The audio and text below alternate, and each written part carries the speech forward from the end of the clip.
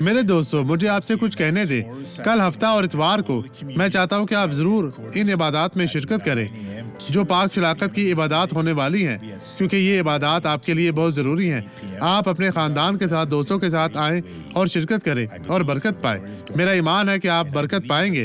Bible امثال 16:18 میں درج ذیل کہتی ہے، ہلاکت سے پہلے تکبر، وہ شخص جو ایک ایسا لگتا ہے، اور زوال سے پہلے خود بینی ہے، مغرور اور غرور، ایسا کرنے والے شخص سے دور بھیجیں، کیونکہ وہ شخص آپ کی زندگی برباد کر دے گا۔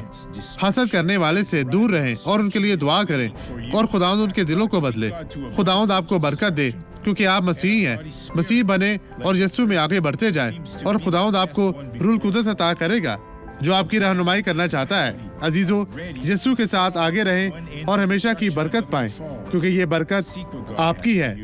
خداوند آپ کو برکت دے۔ آپ اس سخت گھٹنے کے ساتھ کیسے چلتی میں تھی؟ صحیح تھا۔ اب آپ بہتر ہیں؟ میں ٹھیک تو ہوں۔ اب اچھے طریقے سے چلے بھائی، چلے بھائی، چلے چلے، تیز تیز چلے۔ اب یسوع نے آپ کو برکت دی ہے۔ عزیزوں، دیکھیں، ٹی وی پر دیکھیں، خداوند آپ کے ساتھ ہے۔ دیکھیں، کل آپ بھاگ سکتے ہیں، ورزش کر سکتے ہیں۔ ہاللیلویہ۔